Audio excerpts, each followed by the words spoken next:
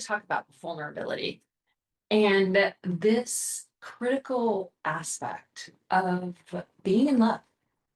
We cannot love nor be loved without an access, a capacity to our own vulnerability.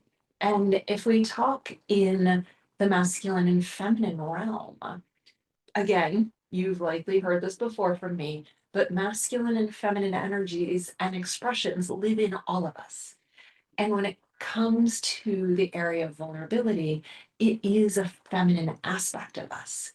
And our connections in relationship, our intimacy in relationship, good physical intimacy, good emotional intimacy, has a level of vulnerability to it. It has a level of, I'm willing to step out on a limb, if you will, and let you see me, let you experience me in ways that feel risky.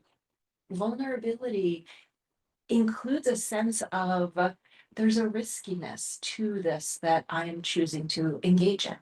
And the riskiness doesn't have to be life threatening, but it could be that I feel like I might get embarrassed, or I might get rejected, or I might get judged, or I might get ridiculed, even. I might get shamed. And one of the things that lies at the heart of our capacity for vulnerability is our capacity to trust ourselves and to trust the life that surrounds us, that we will be okay if we take that risk. If the person or the room or the experience doesn't respond to our vulnerable expression, our vulnerable share in the way that we desire, that we'll still be okay. That means that the strength of the relationship with ourselves is critical. So one of the things that those in our program community and those that hang around in our tribe long enough know is that I'm a broken record when it comes to the saying, the strength of the relationship with you determines or limits the strength of the relationship you can have with another. It is the foundation. If you have a strong relationship, I'm okay. It's not that I don't need anybody else and I'm going to stand totally isolated and lone wolf and on my own. That's not what we're talking about, because that's going to the other extreme. What we're saying is that I know it's risky. I know that opening my heart to you, I know that loving you, I know that letting myself be seen by you has a level of risk. Emotional risk, maybe physical risk. Certainly, when we're climbing a mountain, literally or figuratively, there's a little bit of risk that we'll fall down. Any new experience that we're beginning to practice or engage with, there's a chance that we'll fall down. That's vulnerability. That means I'm not going to get it perfect. I may not get it right, and I might even get hurt. But there's also the ecstasy that comes when we take that risk. When we ski down the hill, the black diamond or the double black diamond, or even the blue, or even the green, when it's our first time skiing, there's a little bit of vulnerability there. I don't know, am I going to stay on my skis? What's going to happen when I cross these moguls? But that's part of the experience. That actually, when we do it, we took that risk.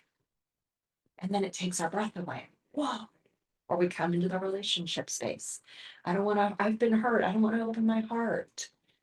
If I let them know that this is what I really desire, or this is what's meaningful to me, or this is what I'm afraid of, they might not like me. But I'm going to choose to do it anyway.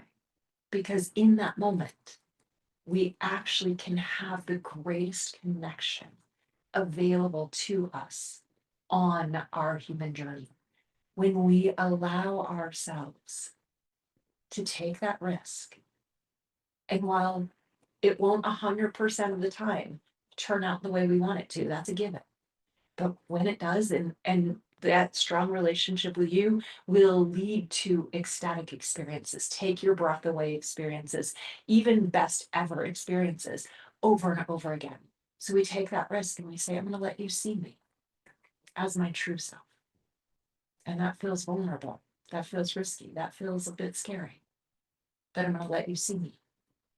And then the connection that happens through your realness, through your authentic sharing, and to be embraced, to be held, to be met at that level in that way, through your realness, through your authenticity, is one of the most profound expressions of love, even with a stranger, because we can be vulnerable with a stranger.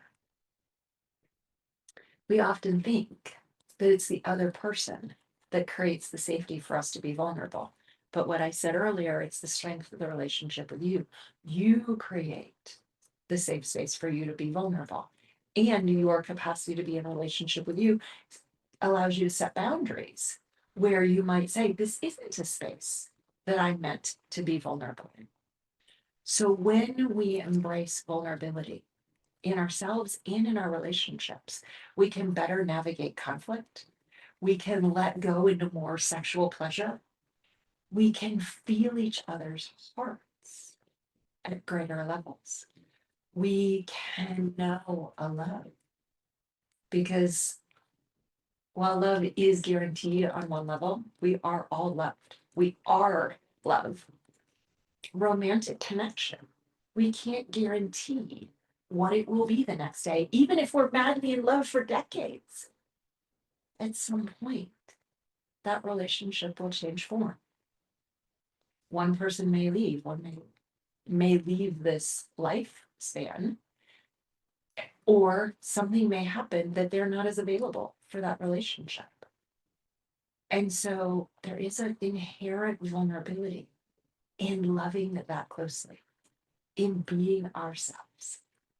And so I invite you to consider expanding your capacity for vulnerability, building your vulnerability muscle, which builds your intimacy muscle, which means that you can then have the best ever experiences that we speak about, that are more than just our sexual orgasms, that they are the life and the love and the lovemaking that take our breath away time and time and time again. I invite you to have a renewed relationship with vulnerability, one that you embrace, one where you stop running from the risks and you embrace them, because they will give you, dare I say, an orgasmic life that has way more to do with how you're living and how you're showing up than what you're doing in the bedroom. So here's your vulnerability and its path to intimacy and ecstasy, rooted in true authenticity. Blessings, so much love, so much gratitude for sharing this journey with you and all the ways that you open your heart. Be well for now. I'll see you soon.